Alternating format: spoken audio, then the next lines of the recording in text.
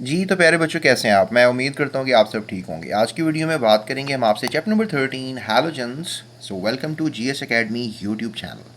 प्यारे बच्चों, आज की वीडियो में जो है बेसिकली हम शॉर्ट क्वेश्चन आंसर्स की बात करेंगे। और बहुत से बच्चे जो हैं वो बोर्ड एग्जाम्स के क्वेश्चंस तैयार नहीं कर पाते, लेकिन इस वीडियो को थोड़ा सा टाइम देने के बाद इंशाल्लाह आपको सारे शॉर्ट क्वेश्चन जो हैं वो तैयार हो जाएंगे, क्योंकि अंडरस्टैंडिंग के साथ जो है सारे शॉर्ट क्वेश्चन हम समझाते हैं।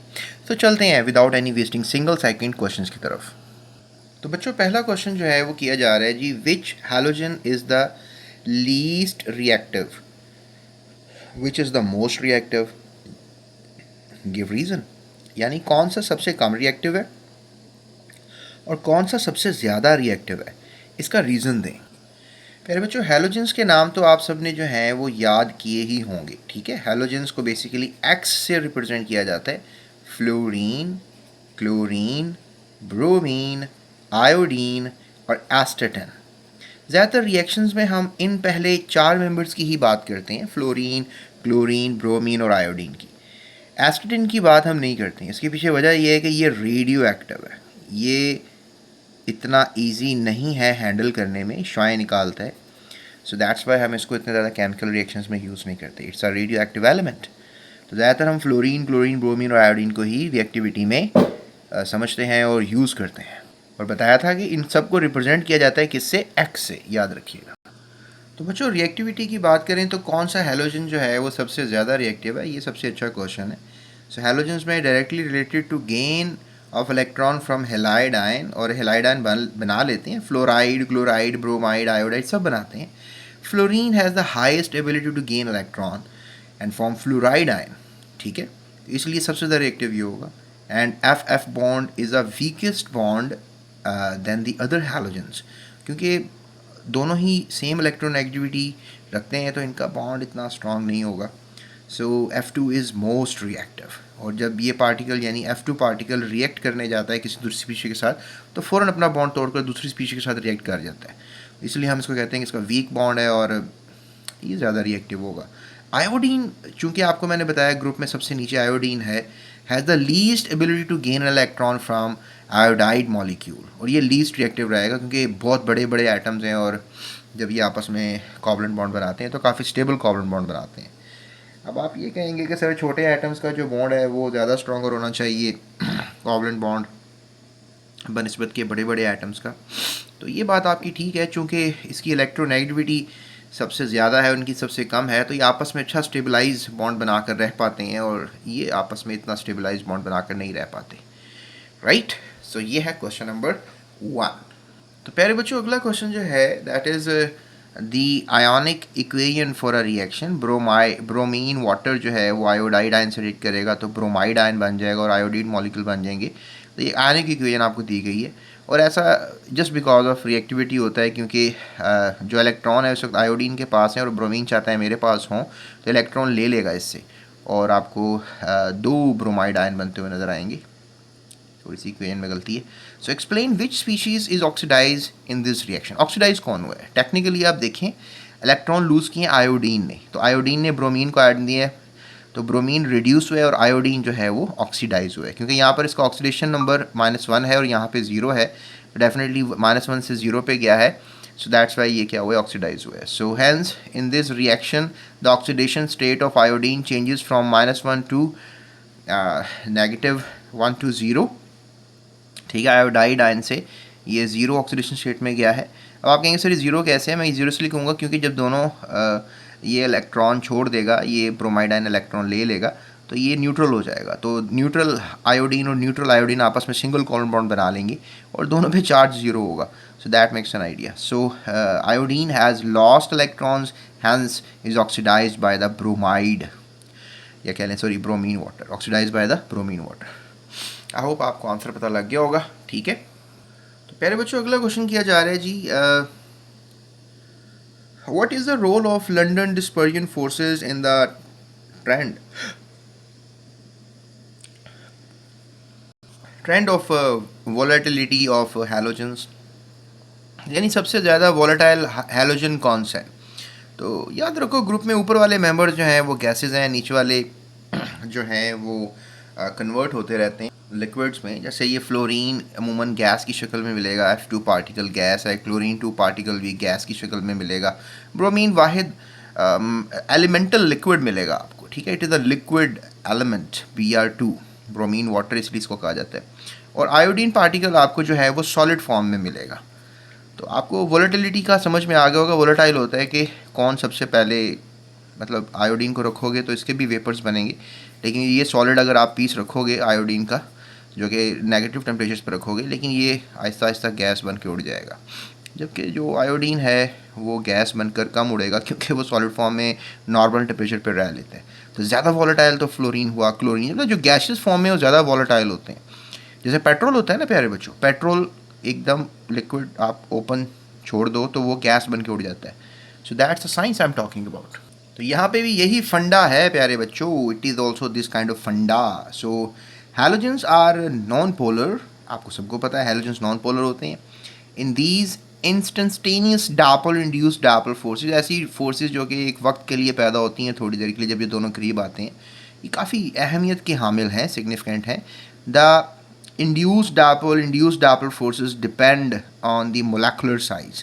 तो स्ट्रॉन्गर किस में होगी, जिसका एटम काफ़ी बड़ा होगा। आयोडीन का ग्रुप में ऊपर से नीचे है ना एटॉमिक साइज बढ़ता है, आपने ट्रेंड पढ़ा होगा। तो जब एटम जिस साइज़ का एटम बड़ा होगा उसका आपस में इंड्यूस फोर्सेस उसमें ज़्यादा होंगी, यानी आयोडीन में ज़्यादा है। सो इसलिए वो सॉलिड फॉर्म में एग्जिस्ट करता है। शेप और पोलराइजेबिलिटी उसकी ज़्यादा होगी, पोलराइजेबिलिटी भी यही है, एक दूसरे को अट्रैक्ट करना। सो ग्रेटर द साइज़, ये मैं बात कर रहा हूँ, हाई द पोलराइजेबिलिटी, और उसकी पोलैरिटी ज़्यादा होगी, मतलब दूसरे को खींचना इलेक्ट्रॉन को अपनी तरफ। So stronger the induced dipole forces and thus lower the volatility. Definitely जब आपस में अट्रैक्ट होकर रहना शुरू कर देंगे तो आयोडीन पार्टिकल्स कम वोलेटाइल होंगे, और क्लोरीन चूँकि गैस है, ठीक है, सो यू कैन से कि it's a gas, right, it's a solid, iodine is a solid.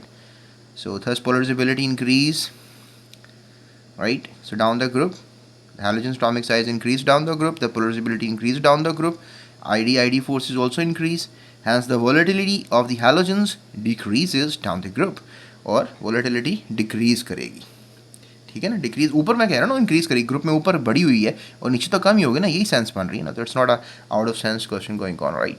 So this is the answer. Let's go to the next question. प्यारे बच्चों, अगला क्वेश्चन जो है बड़ा इंटरेस्टिंग है। अगला क्वेश्चन किया जा रहा है जी, what how does the reactivity of halogens with hydrogen vary. यानी कि अगर हम रिएक्टिविटी ऑफ हैलोजेंस को देखें तो हाइड्रोजन के साथ ये कैसे थोड़ी डिफरेंट है। वेरी का मतलब तब्दील क्यों होती है। So when halogen element react with hydrogen, look at that, this is halogen, जिस मैंने कहा था ना एक्स से रिप्रेजेंट करते हैं, that is being reacting the hydrogen, और हाइड्रोजन हैलाइड बना रही। हाइड्रोजन हैलाइड्स आर प्रोड्यूस्ड, चाहे वो आई डोंट नो, वो शायद हाइड्रोजन हैलाइड फ्लोरीन का है, हाइड्रोजन हैलाइड क्लोरीन का है, हाइड्रोजन हैलाइड ब्रोमीन का है, हाइड्रोजन हैलाइड आयोडीन का है। So that is going to be hydrogen fluoride, hydrogen chloride, hydrogen bromide, hydrogen iodide. The reactivity order of halogens with hydrogen decreases, look at this is the trend, ये आपने याद करना है। यानी fluorine सबसे ज़्यादा रिएक्टिविटी शो करेगा और सबसे लीस्ट रिएक्टिविटी शो करेगा आयोडीन। तो यही वो पूछ रहा था कि थोड़ा ट्रेंड बताएं, रिएक्टिविटी वेरी कैसे करती है। तो ये आपने बता दिया। So this is the answer. चलें अगले क्वेश्चन की तरफ चलते हैं।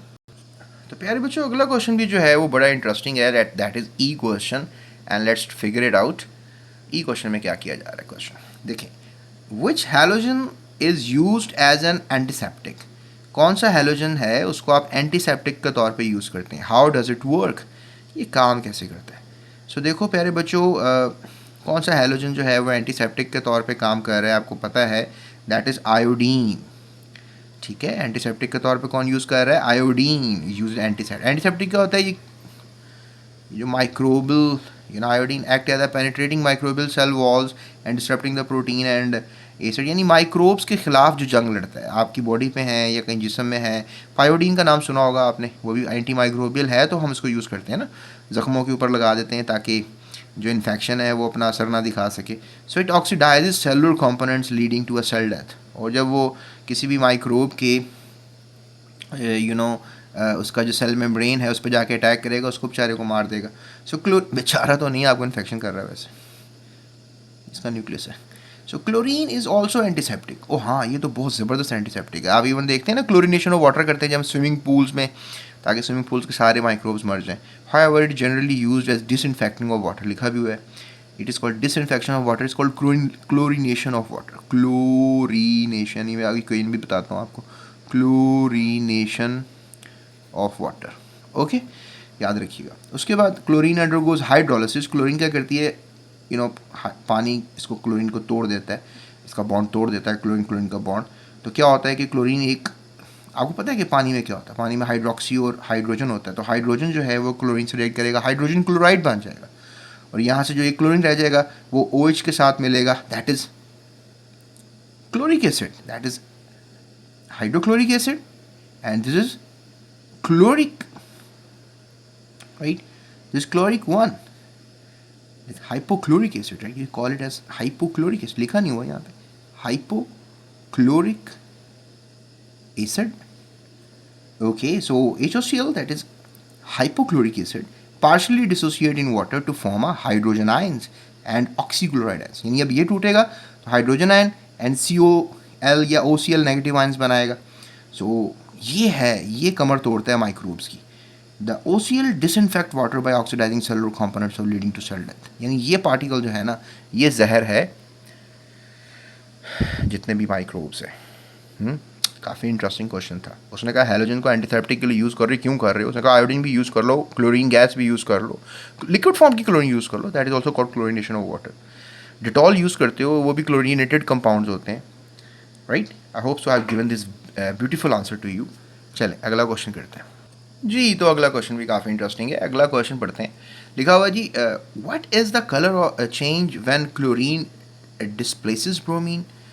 क्लोरीन अगर ब्रोमीन को डिस्प्लेस करती है तो क्या होता है? अगर आपके पास एक लिक्विड है, उसका कलर थोड़ा सा ब्राउनिश है, तो आप उसमें क्लोरीन गैस स्प्रे करोगे, let's we have a liquid, उसका कलर ब्राउनिश है, right, that is brownish. Bromine brownish colour का होता है, उसमें आप क्लोरीन गैस ऐड कर दोगे, राइट, तो ब्राउनिश कलर ख़त्म हो जाएगा, क्योंकि ब्रोमीन कंपाउंड बन चुका हुआ है एंड दैट बीइंग सेपरेटेड, और ये हो सकता है कि मिक्स हो जाए एक्वस में, और इस तरह से क्या होगा कि you will be just saying कि क्लोरीन ने इसकी जगह ले ली है, एंड ब्राउन कलर डिसअपीयर्स।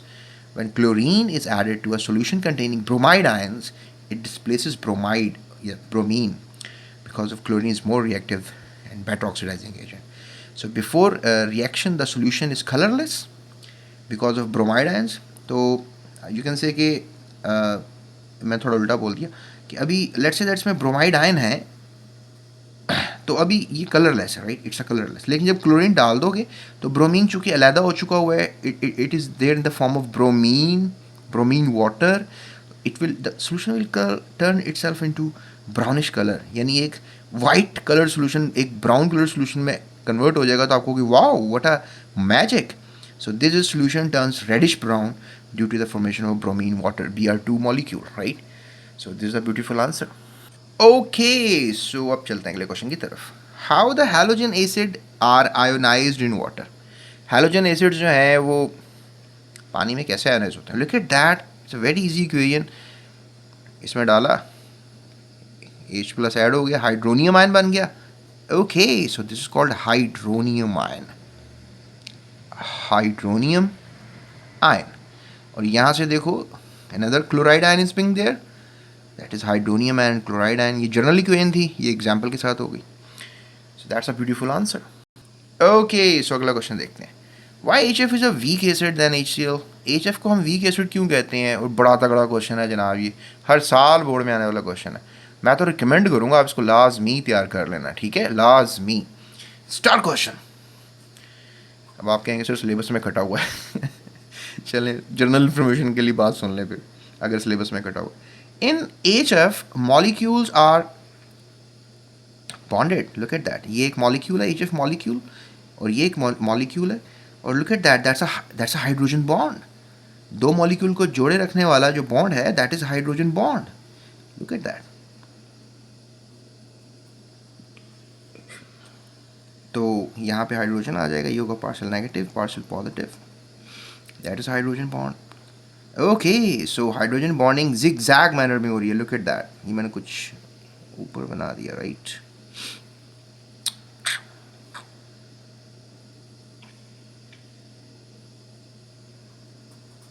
ऐसे कर देते हैं, बुक को तो फॉलो करना पड़ेगा जनाब।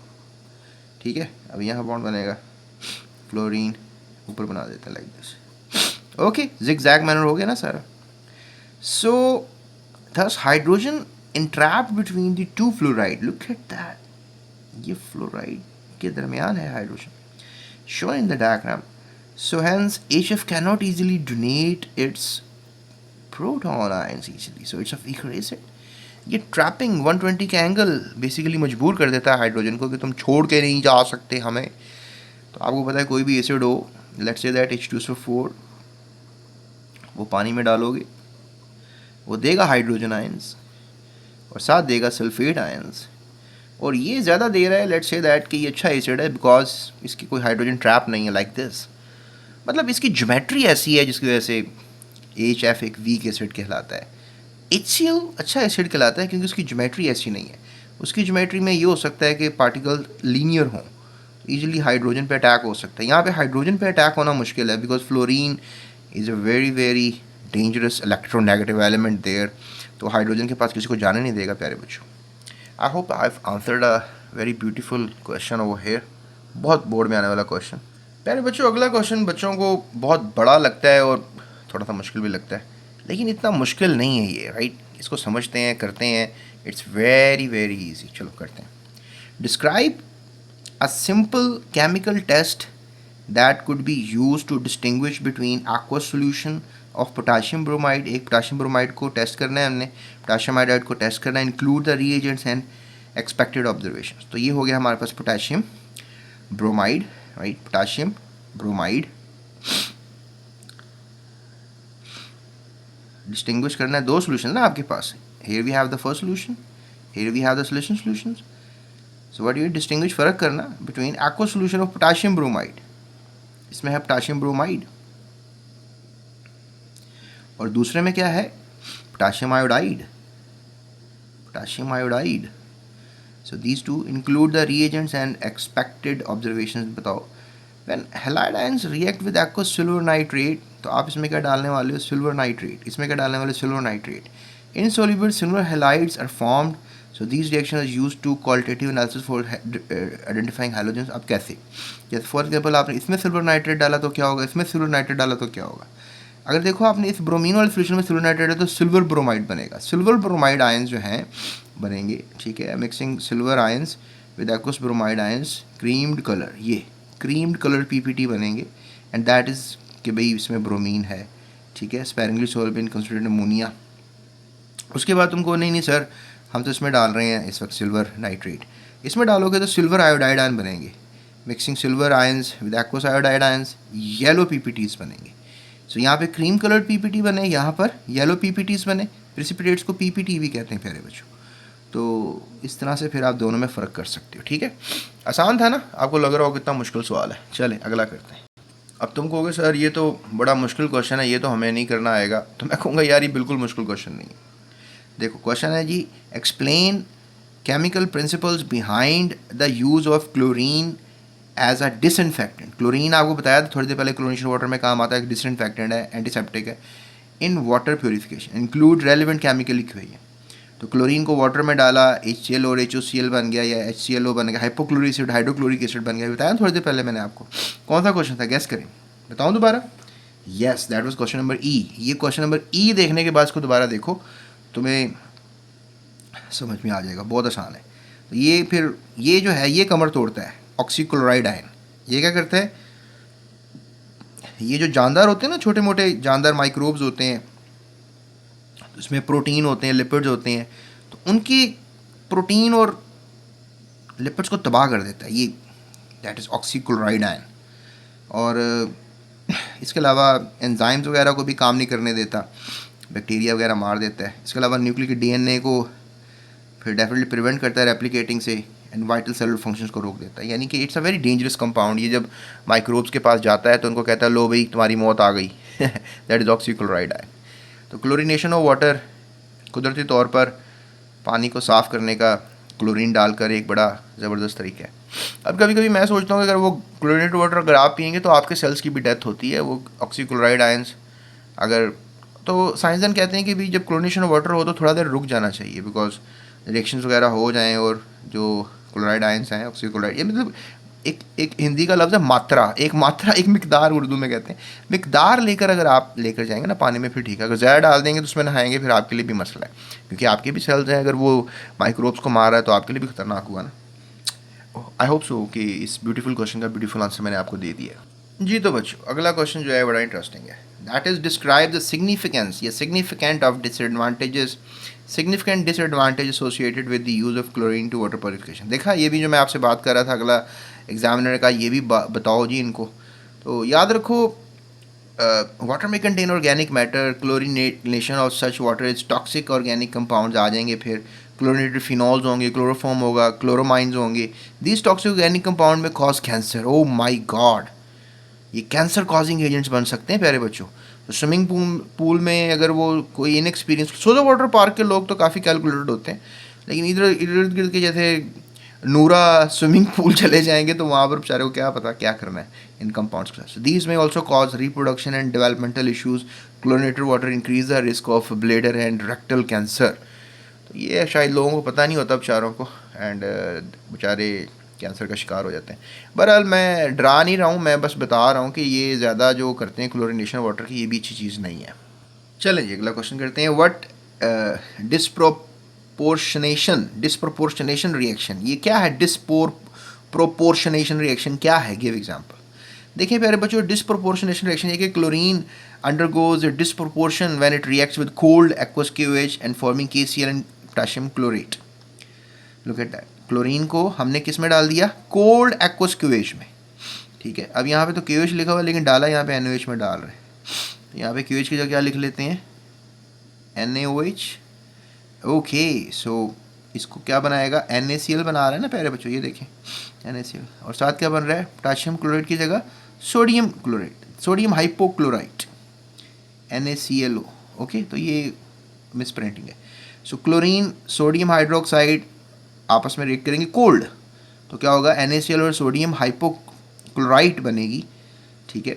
और क्लोरीन जो है ऑक्सीडाइज फ्रॉम 0 to +1, ये देखो यहाँ पर क्लोरीन +1 के तौर पे है, यहाँ पे न्यूट्रल थी, ऐसा ही है ना, ऑक्सीडाइज हो गई ना, इलेक्ट्रॉन जो है उसने छोड़ दिया, राइट।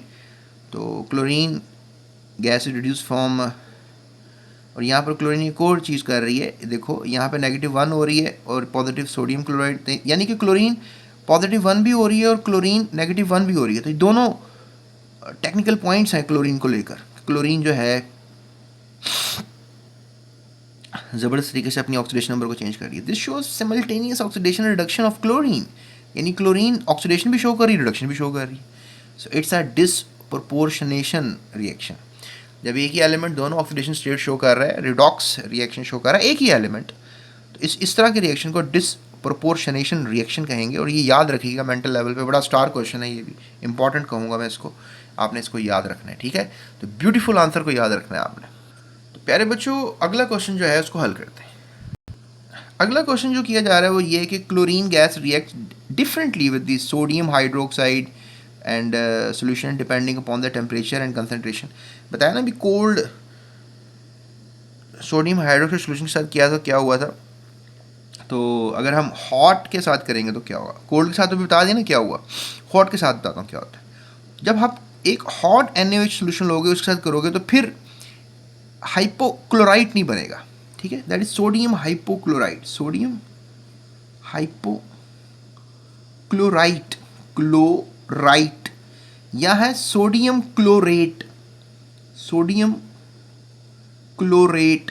ये फ़र्क आया प्यारे बच्चों कि जब गर्म लिया तो सोडियम क्लोराइड बना, ठंडा लिया तो फिर सोडियम हाइपोक्लोराइट बना।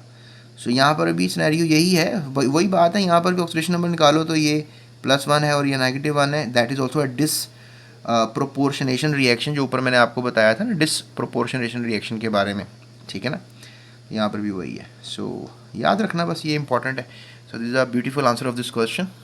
चलो जी अगला क्वेश्चन करते हैं, ठीक है, without wasting a single second.